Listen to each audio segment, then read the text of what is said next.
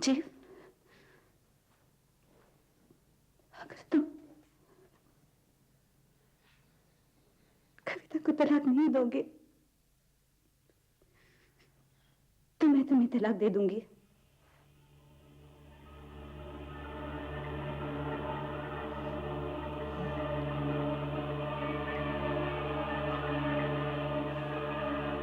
कौन सी शादी तोड़ रही हो अनीता? तुम्हारा निकाह तो रहमान के साथ हुआ था, फिर राजीव को तलाक कैसे दे सकती हो तुम?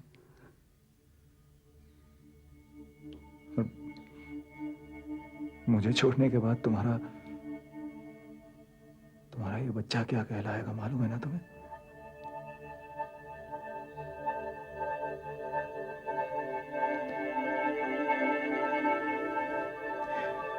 देखो नहीं तो मैं ये सब हमारे बच्चे की खातिर कर रहा हूं। 4 घंटे बच्चों को भूख लग रही थी, मैं इंतजार करती रही, और तुम समझते हो मैं घर में पड़ी रहती हूँ तो मुझे कुछ नहीं पता? तुम आज भी अनीता से मिलने गए थे ना? हाँ, रोज मिलने जाते हो। कुछ नहीं जानती, मुझे सब पता है मुझे, सब पता है मुझे।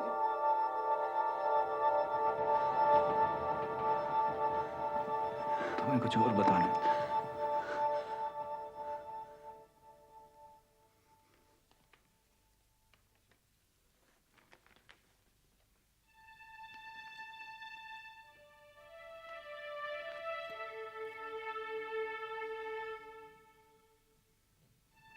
ये क्या है? उर्दू? निकाह नाम मैंने इस्लाम कबूल करके अनीता से शादी कर।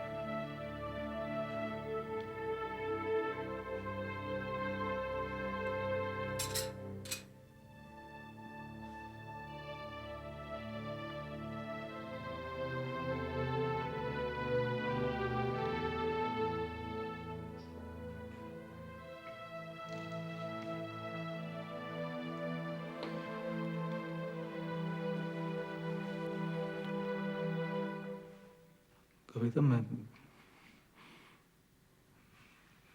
तुम्हें छोड़कर भी तो उससे शादी कर सकता था।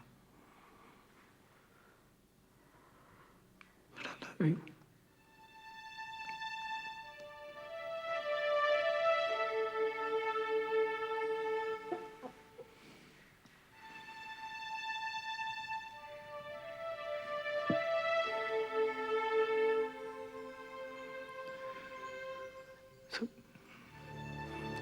सब ठीक हो जाएगा कविता।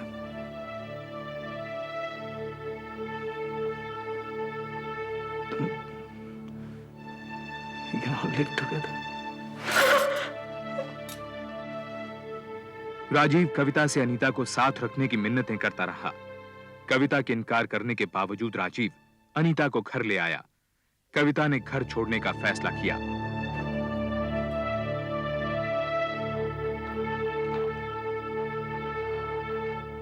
मम्मा, प्लीज।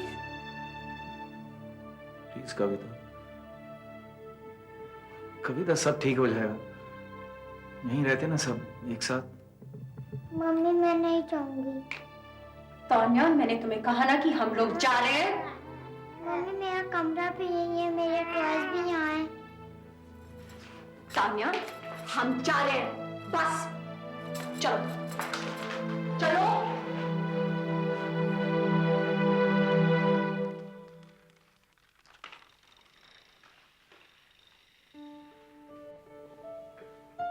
कविता उसी बरसाती में लौट आई जो उसके पिता उसके नाम कर गए थे।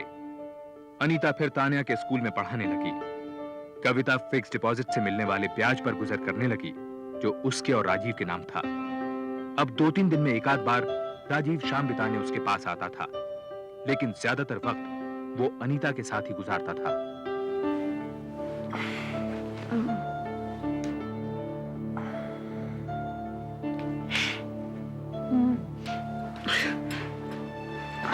जाओ प्लीज, मेरी तबीयत ठीक नहीं है। कब से कह रही हो तबीयत ठीक नहीं?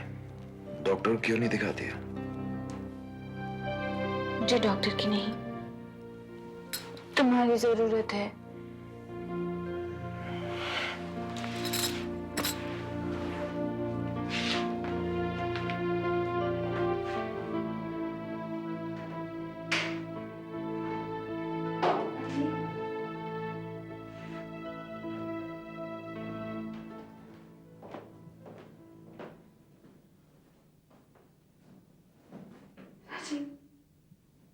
शादी के बाद भी I feel like a mistress।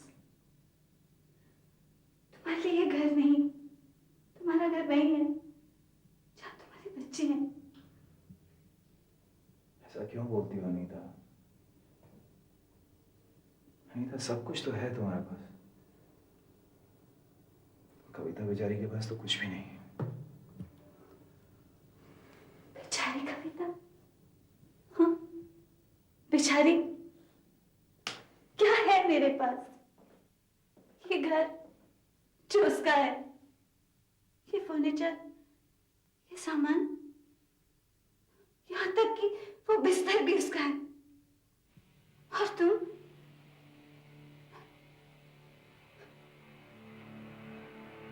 की नजरों में हमेशा बेचारी कविता ही रहेगी। और मैं और उसका पति और बच्चों से कब बाप छीनने वाली।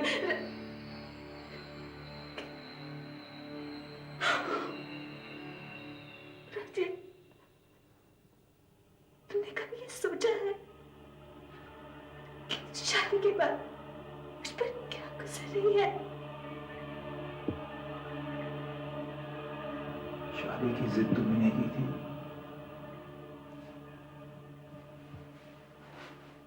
पापा देखो ना मैं क्या कह रही हूँ। एक मिनट नहीं। कविता, व्हाट इज दिस? मैं बैंक गया था और मैनेजर कह रहा है कि तुमने उनसे कहा है क्योंकि मैं राजीव से रहमान हो गया हूं, इसलिए जॉइंट अकाउंट से पैसे नहीं ले सकता। अब बहुत हो चुका है Rajiv. Take the decision. Is it me or is it her? इस बीच कविता ने अमेरिका फोन करके पहली बार अपने भाई को सब कुछ बताया। उसका भाई हिंदुस्तान वापस तो ना आ सका, लेकिन उसने कविता से राजीव को एक भी पैसा ना देने को कहा। इससे राजीव के बिजनेस पर असर पड़ा, क्योंकि सब कुछ कविता के नाम था। राजीव ने कविता को मनाने के लिए इस्लाम छोड़ फिर हिंदू बनने का फैसला किया। 3 महीने में फिर से ये कुछ समझ में नहीं आया। बच्चे अनवर, बच्चे। मैं सिर्फ अपने ही बारे में सोचता रहा। मुसीबत तो उन्हीं की हुई ना, या? जी, ये तो खैर आप बजा फरमा रहे हैं। अब आपकी फाइनेंशियल प्रॉब्लम्स दूर हो जाएंगी। आखिरकार सब कविता भाभी के नाम तो है। जी, शुक्रिया।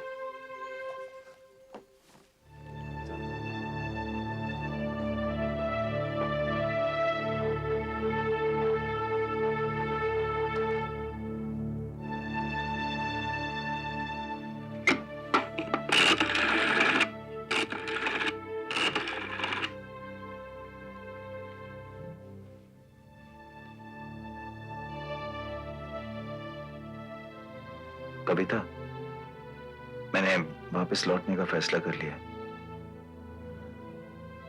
इस्लाम छोड़ दिया मैंने। कुछ बोलोगी नहीं? आज करवा चौथ है। मैं आऊंगा, जरूर आऊंगा।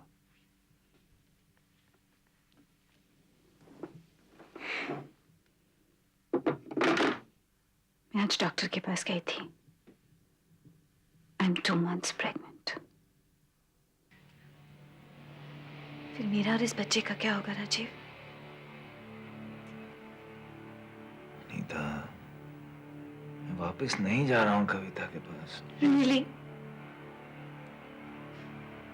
तो फिर दोबारा दोबारा हिंदू क्यों बन गए? प्लीज अनीता। ऐसा तो नहीं है राजीव कि तुम कविता से बोर हो गए इसलिए तुमने मुझसे शादी की और अब शायद मुझसे बोर हो गए हो और फिर एक दिन इस बच्चे से बोर हो जाओगे। राजीव, मैं कविता नहीं हूं। मैं ये बच्चा हरगिज नहीं गिराऊंगी।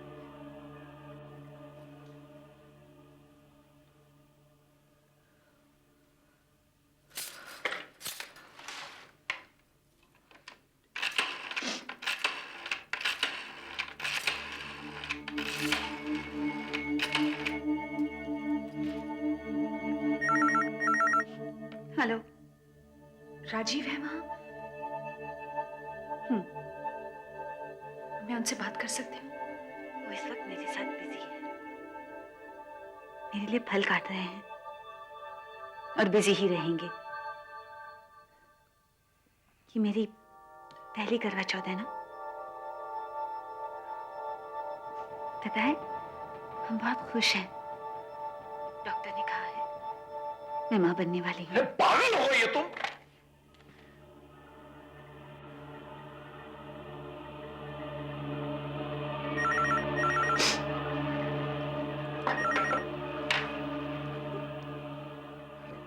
कविता, क्या हुआ कि कविता तुम ठीक हो ना?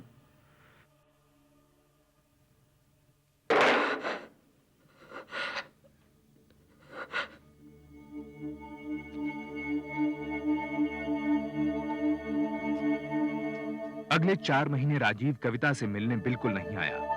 कभी आया भी तो सिर्फ बच्चों को बाहर ले जाने के लिए। कोई और रास्ता न देख कविता एक महिला संगठन साथिन के पास गई, जिसकी अध्यक्ष विभा देसाई एक वकील भी थी। कोर्ट? लेकिन मुझे कोर्ट नहीं जाना है। मैं तो सिर्फ आपके पास इसलिए आई हूं ताकि राजीव वापस आ जाए तो सब कुछ ठीक हो जाएगा। और राजीव औरों जैसे नहीं है। हाथ उठाना तो दूर, उन्होंने आज तक ऊंची आवाज में मुझसे बात तक नहीं की है। सिर्फ एक गलती कर बैठे हैं और अब वो अनीता का बच्चा। देखिए, मुझे डर लगता है कि कहीं कोर्ट जाने से मैं उन्हें बिल्कुल ही ना खो बैठूं। नहीं नहीं, जैसा फिल्मों में दिखाते हैं ऐसा कुछ नहीं होगा। देखिए, राजीव को कभी अदालतों के चक्कर नहीं लगाने पड़ेंगे।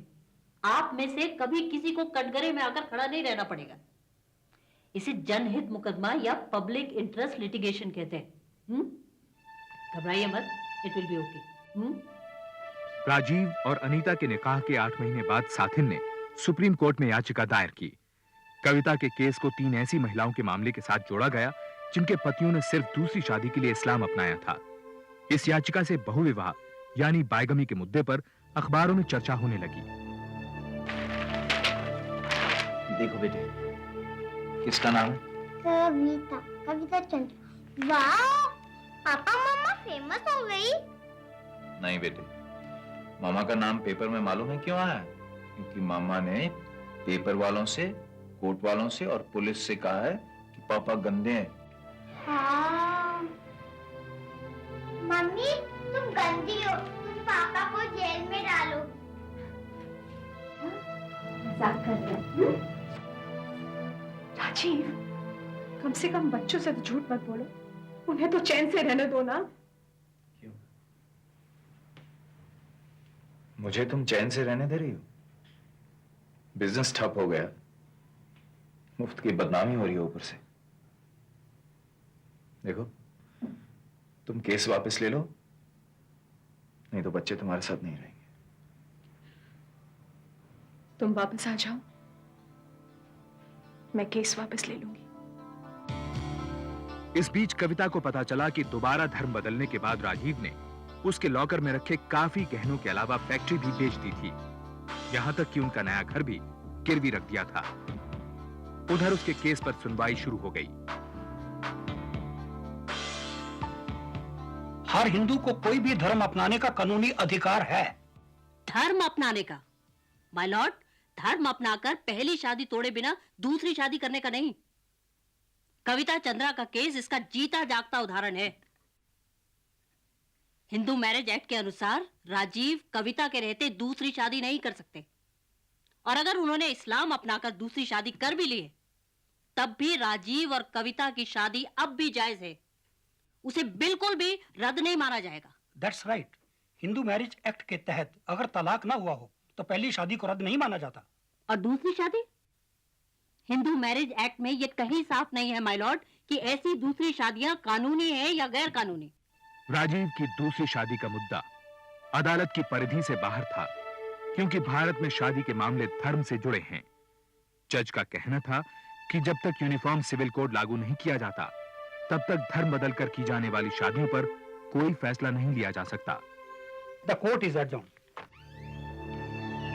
अम्मा मैं आ गई हूँ। ये दरवाजा क्यों खुला छोड़ रखा है आप लोगों ने? तान्या, तान्या बेटा होमवर्क किया?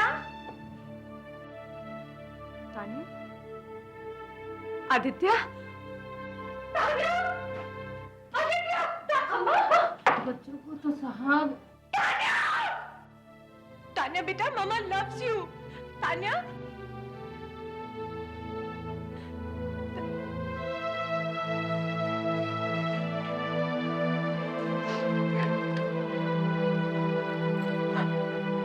राजीव, तान्या को, तान्या मामा लव्स यू बेटा, चलो ना घर। वो नहीं जाना चाहती है तुम्हारे साथ। वो खुश नहीं है, वो खुश नहीं है तुम्हारे साथ। तुम ठीक से बच्चों को रख नहीं सकती। और राजीव, राजीव मैं उसकी माँ हूँ, मैं उसकी। राजीव प्लीज तान्या चलो ना। नहीं जाना चाहती। राजीव को मत करो प्लीज। राजीव, राजीव नहीं करो प्लीज। राजीव, तान्या मामा, तान्या। राजीव, अगर तुम कविता को तलाक नहीं दोगे तो मैं तुम्हें तलाक दे दूंगी।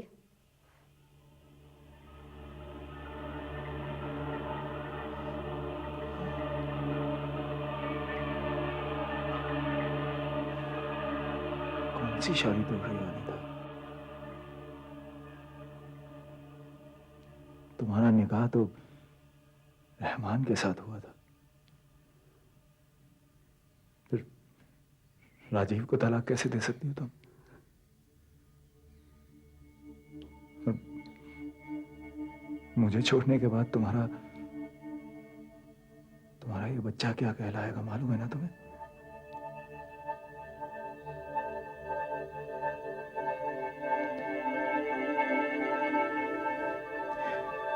देखो नहीं तो मैं ये सब हमारे बच्चे की खातिर कर रहा हूं। अनीता ने राजीव का घर छोड़ दिया और 1 महीने बाद एक बेटे को जन्म दिया। उसे पता चला कि वापस हिंदू बनने के समय राजीव ने सिर्फ तान्या और आदित्य को ही अपना वारिस माना था। अनीता ने अब सुप्रीम कोर्ट में रिट पिटीशन दायर की कि वो तो अभी भी मुसलमान थी, पर राजीव के हिंदू बनने के बाद उसके और उसके बच्चे के क्या अधिकार होंगे। इस पिटीशन के बाद ये केस फिर सुर्खियों में आ गया। आप जज साहब से कहेंगी ना कि तान्या बायगमी और यूनिफॉर्म सिविल कोड जैसे बड़े मुद्दों की लड़ाई में साथिन के पास अब कविता के लिए कोई समय नहीं था। माय लॉर्ड, वापस धर्म बदलकर हिंदू बनने से राजीव अनीता उर्फ अमीना को मेंटेनेंस देने से बच गया है, क्योंकि अनीता अभी भी मुसलमान है। मैं अदालत से पूछती हूँ कि अनीता उर्फ अमीना के क्या अधिकार है। जब तक यूनिफॉर्म सिविल कोड लागू नहीं किया जाएगा, तब तक इस समस्या का दूसरा पहलू भी रहेगा। इस पिटीशन का कोई मतलब नहीं रहा। यह अदालत राजीव चंद्रा और अनीता की शादी को नाजायज और गैर कानूनी करार देती है, क्योंकि राजीव चंद्रा इस्लाम को छोड़कर फिर हिंदू बन गया है। अब कविता चंद्रा के साथ उसकी पहली शादी ही जायज और कानूनी है। कंग्रेचुलेशन, आप केस जीत गए। कौन केस जीता अनीता? तुम जानती हो, मैं जानती हूँ कि मैं राजीव को खो चुकी हूँ और अब शायद पाना भी नहीं चाहती। पति को पाने की लड़ाई में मैंने अपनी बेटी गवा दी। मेरे पास एक जायज पत्नी होने का स्टेटस है, लेकिन पति नहीं। तुम्हारे पास पति है, फिर भी तुम एक रखेल कहलाओगी। इस लड़ाई में कौन जीता अनीता? कौन?